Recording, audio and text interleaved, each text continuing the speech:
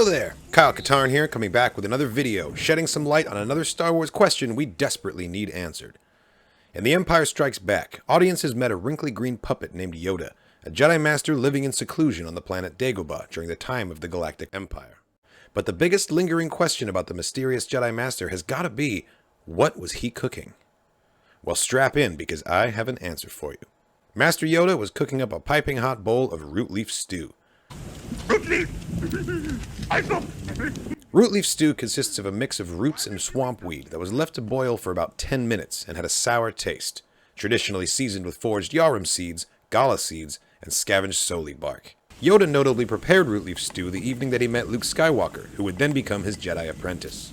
According to Skywalker, the stew had the consistency of boiled brains, and its smell reminded him of a garbage depot in the hot season on Tatooine. I'm sure it's delicious. Nevertheless, it did not taste as bad as it looked.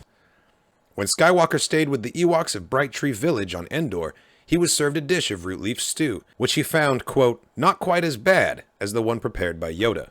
There was also an Ortolan vendor aboard the Spur orbiting market that sold root leaf stew when Bylert Valance and Cadelia visited the market.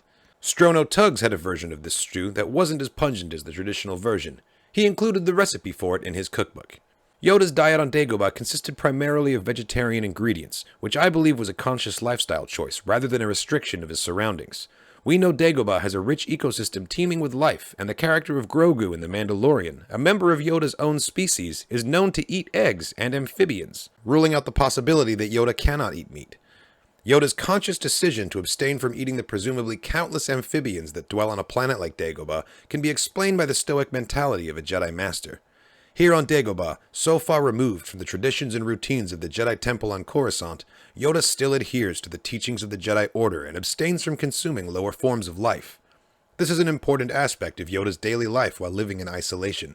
Adhering to the tenets of the Jedi Order provided an opportunity for Yoda to practice discipline and restraint, both of which are crucial to the Jedi way of life. In conclusion, Master Yoda was cooking root leaf stew in The Empire Strikes Back.